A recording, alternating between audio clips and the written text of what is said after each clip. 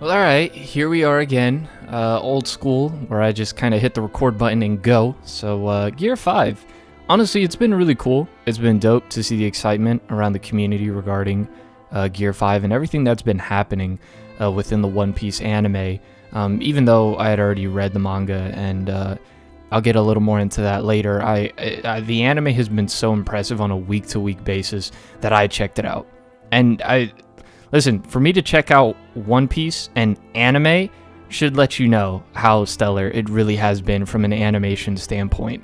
I'm sure a lot of you have seen the clips that have been shown over social media where they go absolutely balls to the wall with all the effects that they do. And it's honestly a marvel to look at regardless of what series it is. So I'll get that out of the way. I think Gear 5, for me at least in the manga, was definitely the high point of Wano, and I'm sure many people would agree.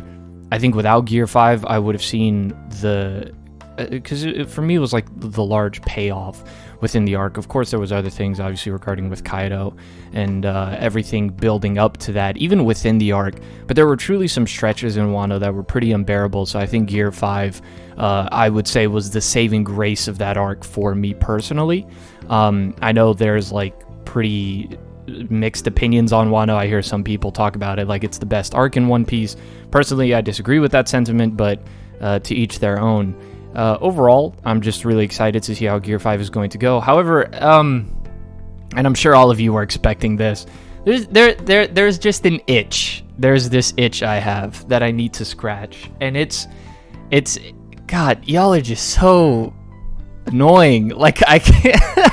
So if we were to talk about Gear 5 as how good of a transformation it is, from a writing standpoint, just the sheer amount of build-up to it all and the payoff of it, and I think what it thematically means for Luffy's character, I think it's great. There's without a doubt that I think Gear 5 is one of the better transformations in anime and manga, especially as series tend to go on. I mean, you could look at Dragon Ball, for example, where as the series kind of went on, the transformations, in a way, I feel like after Super Saiyan 2, for the most part, sort of lose narrative impact, because at that point it's just sort of following the progression of strength within a series, and it sort of loses the narrative weight that it once had. I think Super Saiyan and Super Saiyan 2 had a lot of grand narrative weight to the characters of Goku and Gohan. And same you could look at with other series regarding Sage Mode and Naruto, and later on the transformations Naruto would end up getting, I think, still had relatively narrative importance, but and then even Bleach with all the transformations Ichigo goes through, I think that's a large part of his character. But even then, you could take any transformation, I think, in anime and manga, and I'll agree that I think Gear 5, I'm trying to think off the top of my head, like, do I go, yeah, there's this transformation I think is from a writing standpoint better than Gear 5. I can't really think of one off the top of my head.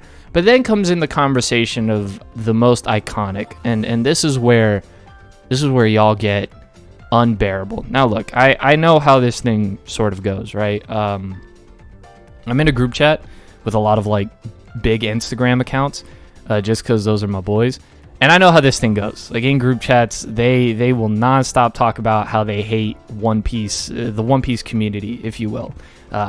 You could see why we get along well. And then, you know, when it comes time to post, they completely throw that all the window. They steal each other's posts, and that's why you see the same thing being tweeted or put on Instagram over and over and over again. It's because they all work together and all that stuff. I know how it goes. I respect the hustle, do your thing. But in terms of the conversation of it being iconic, the most iconic, I feel like it's a bit of a tricky conversation, because it's sort of like, how do you define or quantify how iconic something is? And I feel like in that case, the thing that came before it will always sort of have that benefit, right? Like, especially with how recent Gear 5 really is, I feel like we won't really be able to get a fair perspective on that until 20, 30 years from now. And even then, you could argue, because like the main thing, right, is like people are arguing whether or not it's more iconic than the Super Saiyan. Or if it's going to be more iconic than the Super Saiyan. And I feel like this is a weird comparison, but it's sort of like with Jordan and LeBron, right? Where it's like LeBron is the defining person of basketball of the last really generation, last 2 decades, if you will. But would you argue that anything LeBron has done is more iconic than the Jumpman logo, than the Jordan brand? Weird comparison, but like I said, I'm just kind of going everywhere with this. And I feel like that's sort of what you get here with like Gear 5 and the Super Saiyan. Like, we all grew up with the Super Saiyan. We all know what it is. And I think in terms of music, in terms of just cultural reference, the Super Saiyan is probably the most iconic transformation. Definitely in anime and manga. Ever, I don't know. I'd have to think of other examples in different mediums of fiction with a transformation that we could argue is more iconic than the Super Saiyan. I mean, you have like the werewolf, I guess, but that's just like me going off the top of my head. I don't know, maybe if you wanted to do Clark Kent into Superman, but that doesn't really count at all. So I think it could be fair to say that Super Saiyan is probably the most iconic example of a transformation, given that a lot of series since Dragon Ball have taken from that just not long ago, even though I personally wasn't all that invested in it. I mean, the massive wave that Ultra Instinct caused, right?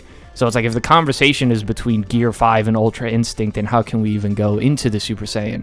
So I think all of that is really an interesting conversation, but we'll have to see down the line. Overall, I still go with Super Saiyan, of course, just because I think that is the defining transformation in anime and manga. As well as, I think from a narrative point of view, it's largely underappreciated the build-up the Super Saiyan had, as I think some people look at Dragon Ball and just kind of like put it off to the side as like some kids thing or whatever. But I guess just leave it to One Piece fans to make a conversation ridiculous. Look, every fandom says crazy stuff. I'm a Berserk fan. Trust me, I know. Like, there's stuff said in that fan base that, trust me.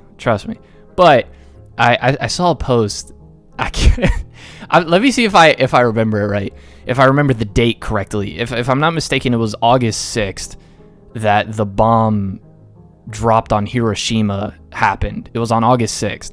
And someone said that Gear 5 is getting dropped on that day, so people remember August 6th for Gear 5 and not Hiroshima. You know, it's taking every fiber of my being not to like just troll a little and be like, get it over Ultra Instinct first before talking about Super Saiyan and talking about all this other nonsense. But nah, I'm really looking forward to Gear 5 personally, for the episode to drop. I'm definitely going to be watching it just because, again, it's easily one of my favorite moments in all of One Piece, and for me, the moment that really made Wano feel like it was worth it. Even just from a conceptual standpoint, and I talked about this like 8 months ago in my One Piece video, I love the style that Oda took for that specific design, for the idea of Gear 5, really going all cartoony with it, as I think he's really embracing. And I feel like Oda's always embraced the fact that One Piece has always been more of a cartoony sort of thing from a stylistic standpoint, and that's part of what makes it unique in that aspect. So I'm personally really looking forward to the episode. You best believe I'm going to watch it, which again is rare because I do not sit through stretches of anime like that. That is not something that I really do. But all this talk about it being more iconic than Super Saiyan, man, get out of here.